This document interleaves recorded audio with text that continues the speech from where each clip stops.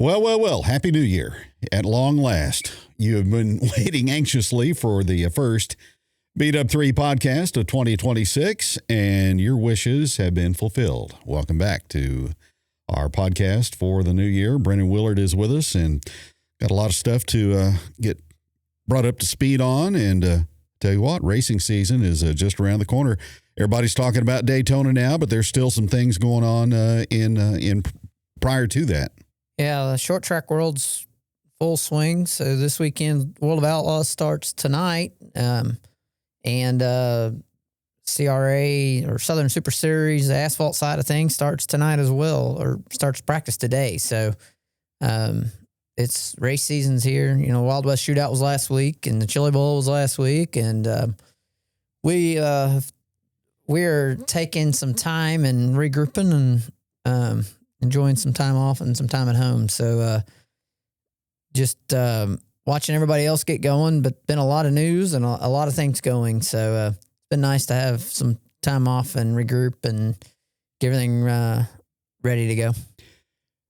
For you as a race car driver, it's a passion, something you enjoy doing, but I'm sure 12 months out of the year kind of takes a mental toll on you, doesn't it?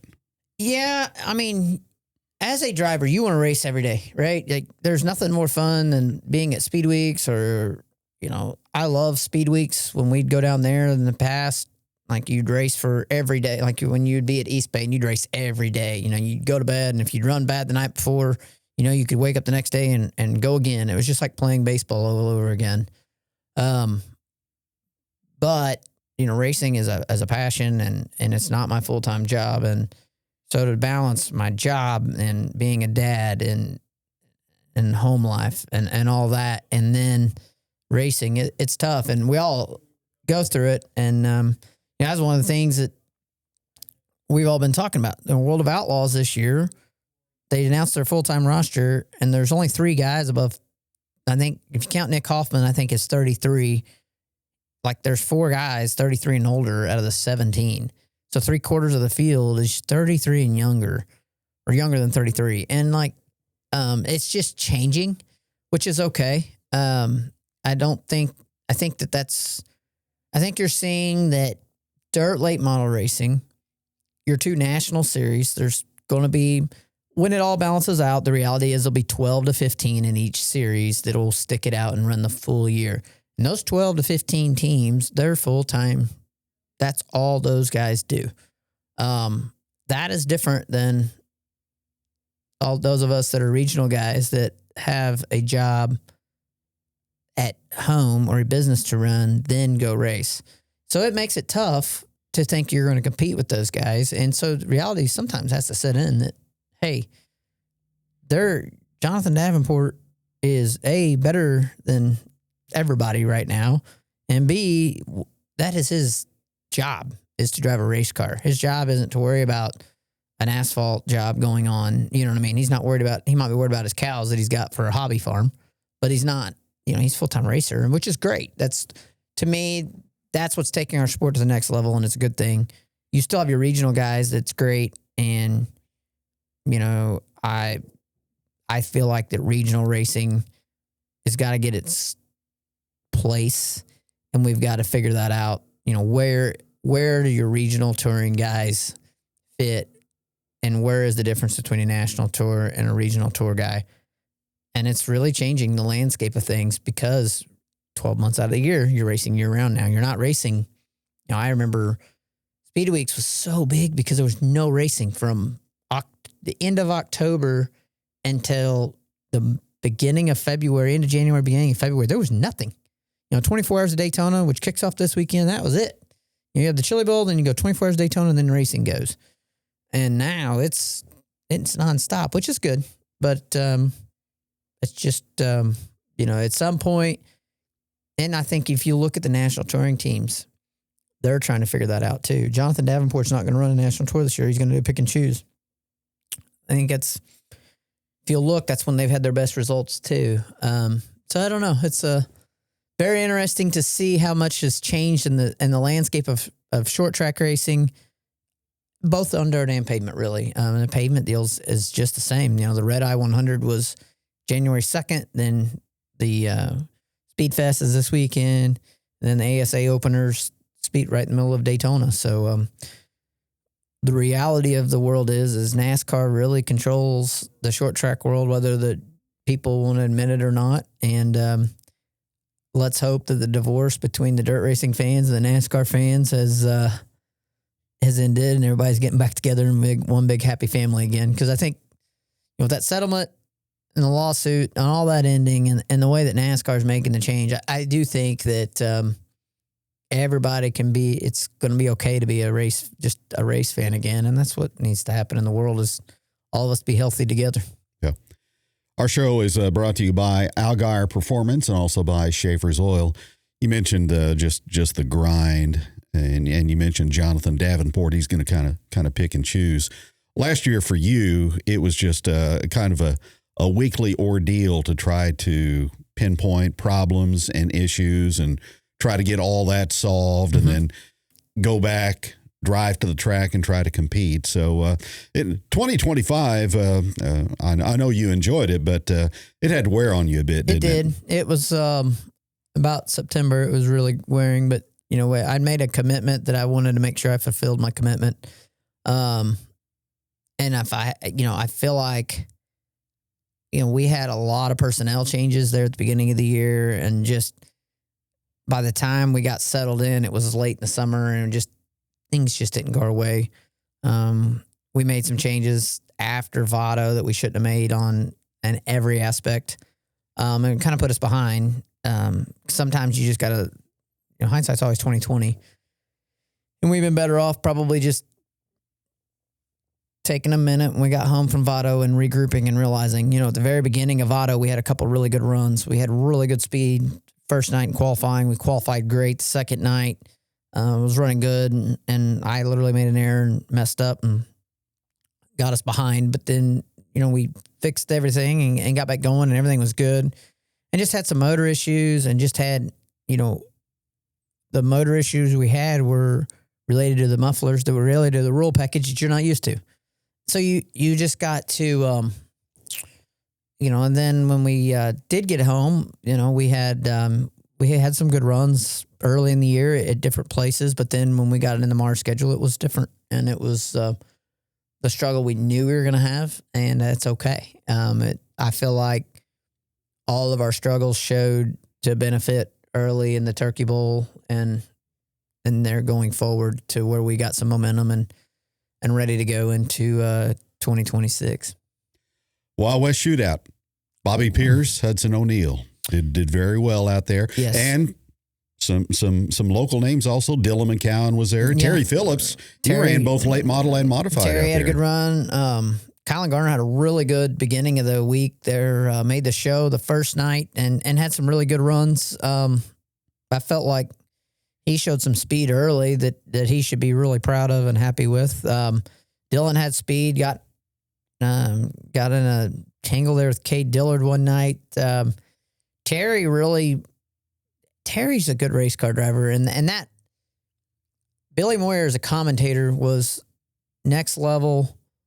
I don't know what Flo needs to do which Flo broadcast is really good, but just both series need to just get Billy Moyer in the booth. Like, we all want to see him race again, but his commentary was so good because it's just, obviously his knowledge is second to none, and what he was able to add to that broadcast the last weekend just made it incredible. But the Wild West Shootout delivered. Chris Kearns puts on an awesome event.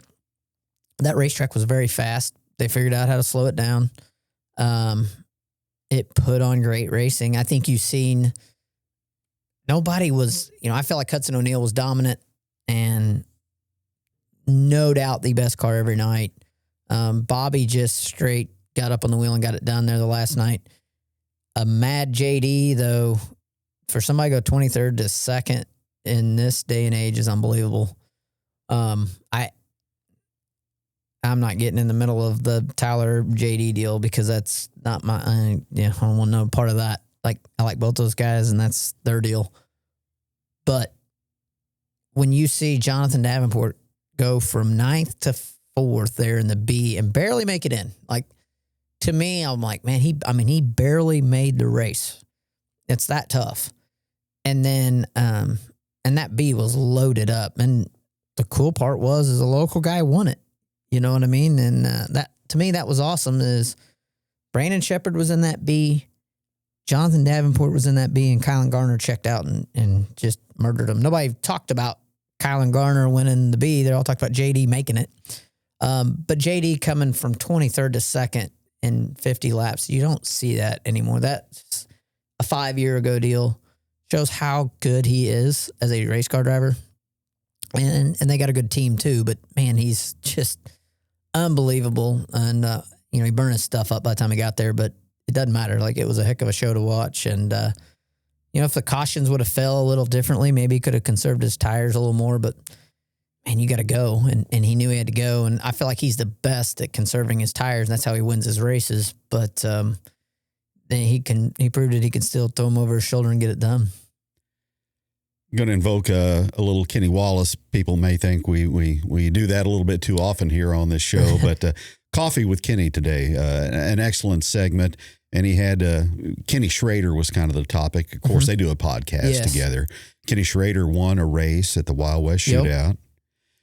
Kenny was wondering if maybe he is the number one icon in the sport of racing. Kenny Schrader, when it comes to the old timers that are still succeeding. And you mentioned Billy Moyer. That was the other one that came to my mind that you could kind of put into that category that are still kind of at the top of their game. What's really cool to me, and I don't remember who brought this up. NASCAR has a YouTube channel. It's like NASCAR Classics, I think is what it's called. And if you'll go flip on some of those races from the early 90s and see Kenny Schrader, he was fast and he was good. He was great. He drove for Rick Hendrick when Hendrick Motorsports was good. But you got to remember when Kenny Schrader was there, that was pre-Jeff Gordon to / right at Jeff Gordon getting in. Jeff Gordon really built that company up. If Kenny Schrader had been at Hendrick Motorsports now, you know what I mean? Like that kind of Hendrick, they're telling how many races he'd won. But he's such a great race car driver. And what I love about Kenny Schrader is he goes out there in a B mod. He knows he is there to have fun. He is racing is all he knows. It reminds me of my dad. My dad ain't going to go sit on a beach and I'm like, Dad, go, why the hell are you breaking ice out here in these cows and it's 10 degrees outside? Like, go enjoy your life and sit on a beach somewhere. And he ain't going to. That's not what he enjoys. And Kenny Schrader's the same way. Like, Kenny Schrader wants to ride his motorcycle and drive race cars. And to me, that is an icon. Like, that is, Billy Moyer's the same way. Billy Moyer is 67 or 68 years old, still racing dirt late models at a high level, like won the Comp Cams championship last year. And Moyer's sitting here going, well, I don't know. If I can't win every night, maybe I need to announce, like, you got to have those guys in the sport. That's who made, you just said it. They're the icons. They did. People loved going to I-44 Speedway randomly in the early 90s because Kenny Schrader was there at least once a year racing something. And that's what made Kenny Schrader, like, he was the Kyle Busch of the 90s. And he's just a racer. And, it's just really cool to see what he's done for the sport. And I agree with Kenny Wallace. Like, it's really refreshing to see a Kenny Schrader. And, you talk about, one of the topics they were talking about is how young the youth movement, the Chili Bowl. And we talked about the youth movement and World of Outlaw late models. Like the Chili Bowl, you got guys that are 14 to 18. Kenny was astounded at one of the youngsters. The kid was 14 and won a B. And I'd never heard of this kid in my life. Watched it, and he just incredible. I worry that Mark Martin talked about it this week too, that, Mark's son Matt brought up that he's not interested in watching. Matt doesn't watch much racing. I could tell that. Mark doesn't miss a Lucas Oil, or Mark does not miss a short track dirt late model race on TV at all. You can tell what people are drawn to. People are drawn to dirt late model racing because it's not young kids. When I talked about youth, there wasn't a 14-year-old in that field that I was talking about in the World of Outlaws. There's some, there's always an exception. There's a Tyler Reddick that was 14, 15, 16, run Lucas Oil late models years ago. it takes so long to hone your skill in a dirt late model. It's incredible.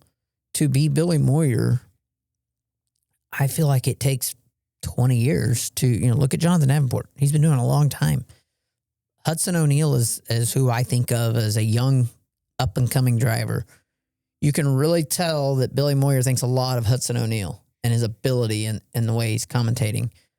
Hudson's in my opinion, the best race car out there last week. Like, his race car was better than everybody else's, for sure. But he's a very good race car driver. And Bobby Pierce, just, those guys have something that's a gift, and it's a whole nother level. And one of the things, when you say an icon, there's a Gong Show is what I'm calling it. It comes out on Fox this weekend, is the Drive for the Seat for Ram for the Truck Series. They're having, I think there's 15 drivers going for one seat. They made a reality show. And I think it's awesome that Dodge has given, they're picking somebody off talent, which is what we all want to see. That's why you watched NASCAR, right? You watched the Greg Biffles. You watched Mike Wallace, Carl Edwards, Jay McMurray, the guys that made it on talent. Rusty Wallace, Mark Martin. They're taking somebody now that they're picking. What is incredible to me is there was 2 drivers that chose to go to the Flow Night in America race instead of going to that tryout for NASCAR. I think that's not a good thing for NASCAR. I don't think, but at the same time, you said Kenny Schrader's an icon and Billy Moyer's an icon. Billy Moyer's never raced a NASCAR race in his life that I know of. Maybe he made a one-off start that we don't know about, that somebody might correct me, but everybody knows Billy Moyer. So I think it's pretty cool to be a Jonathan Davenport, a Billy Moyer, and I think that's, Larry Phillips. Larry Phillips made very few, I think 2 NASCAR Cup Series starts.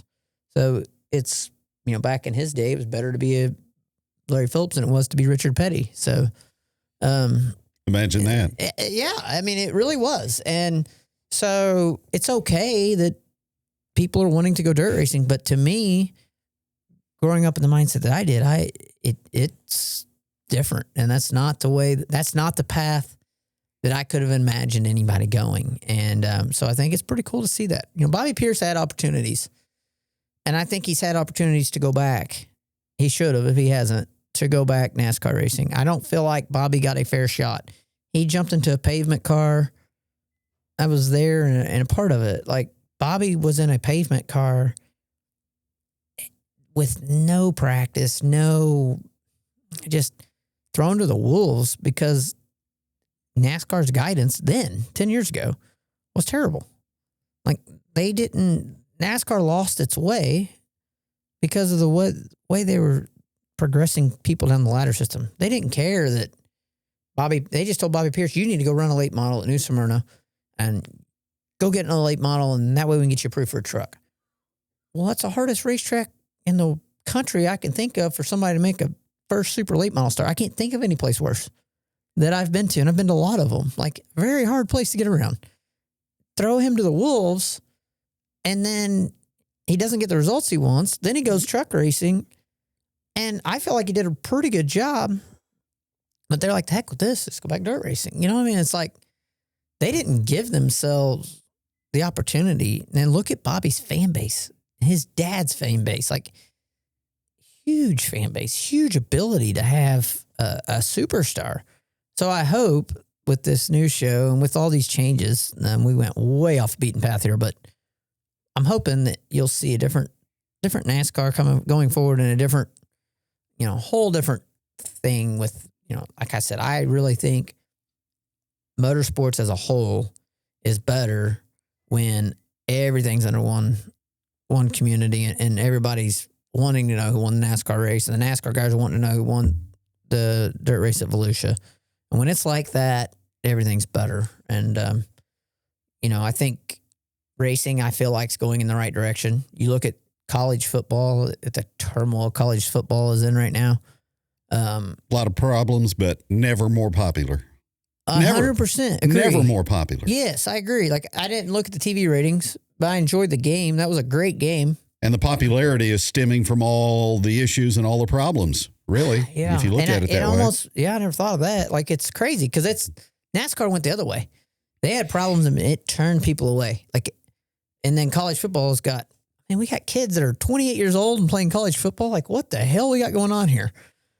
Like, I'm like, why are these two quarterbacks not going to the NFL? Like, they're 26 years old. Well, and they're making more money in college. Exactly. And it's like, that's a whole nother show for a whole other genre, but it's the same thing. Like, their turmoil, like, it has increased popularity. And it's a different world, though.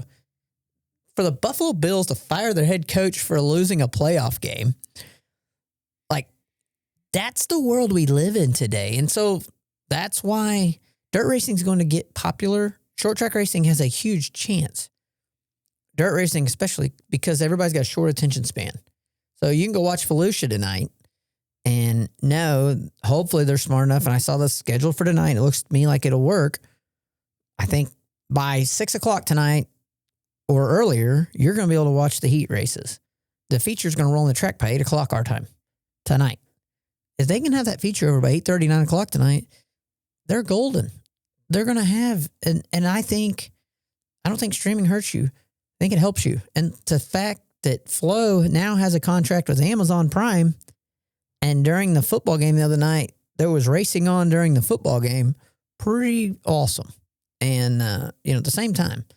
And I think that, having Amazon Prime, of course, football's over for them, there's a good chance they're going to push that. And a lot of people, there's probably more people watching Amazon Prime now than there is watching Fox Sports 1. So I can see, it's a good thing. Yeah. So, and the old folks like me that aren't necessarily technologically savvy, all you have to know on Amazon Prime, if you have Amazon deliveries to your house, you got Amazon Prime. That's right. And that's the deal. And that's, we've got a lot of things going on in the regional world, and we'll get into that next week. That's going to be our topic, is regional dirt racing and where we're at and what our area finally, thank God we're blessed. MLRA is back. Comp Cams has a huge point fund and a big goals this year. You got 2 series within an hour of here that are really big. Revival's big. Mars has a race at Lucas Oil Speedway. Like, you got really strong regional racing coming back, and so I'm excited about it. Yep. Mentioned Kenny Schrader on Coffee with Kenny this morning. Kenny was mentioning that at I-55, middle of March, I believe, they've got $5,000 to win modified races there. Wow. That's coming. That Peevely, so the last MLRA championship this year's at Peevely at I-55 Raceway. I think Josh Carroll has done an amazing job at Brownstown, Illinois, of making that it went from a crap hole to a beautiful facility. Just the racetrack is just badass racetrack. And he's going to take Peevely and do the same thing. Peevely was great. It's always been great. It's always been a showcase racetrack. And it was time, Ray Marlar passed away and just recently, and it was time for new ownership and new blood to get in there. And Josh has just got a passion, and he's just really good at what he does. And they're doing the right thing by advertising with Coffee with Kenny, and they get the right people pushing it. And I'm excited to see Peevely. It's used to be one of my favorite places to go watch the races, and I'm excited to see it. Badass to race on too, but really excited to see it growing and becoming a showcase, and St. Louis, Belle Claire's coming back. I'm hearing a lot of good things about Granite City, about Tri-City Speedway in Granite City, Illinois. And you got Brownstown and you got Highland. You got 5 really good racetracks in St. Louis now that I think seems like they're going to work together and really go together and really grow that area, which is already a really strong area as it is. But, our area, we're blessed, in my opinion, to have the greatest racetracks, 2 of the greatest racetracks in the country on dirt, and the best pavement racetrack in the United States by far, right here. So, our area is pretty blessed to have some pretty good places. No doubt. All right. I think we have run out of time, so good to be back. Good to get things back underway. And Maybe some breaking news in the studio coming up next week. Coming up next week for sure. And big thanks to Algar Performance for all their support of us over the years. And they're a big helper of us in 2025 and 2026. And good luck to Justin and Junior Motorsports, everybody. Daytona 500 coming up. Excited. Number one selling diecast for 2025 was Justin Allgaier's Daytona 500 car. Goodness. So it's crazy. A one-off car is number one selling diecast by far. So good for them. And they released that car last week, and beautiful race car. And I'm probably going to be number one again. So hopefully Justin's getting a little bit of that money and some royalties off of that, because there's a lot of it's pretty well known that he's getting ready to retire soon. In the next year or two is going to be it. And Kenny's talked about that. Justin's talked about that. And I know he's ready to go dirt racing a little bit too. Thanks for joining us for our first Beat Up 3 podcast of 2026, brought to you by Algar Performance and by Schaefer's Oil, and presented and distributed by Suino Visuals.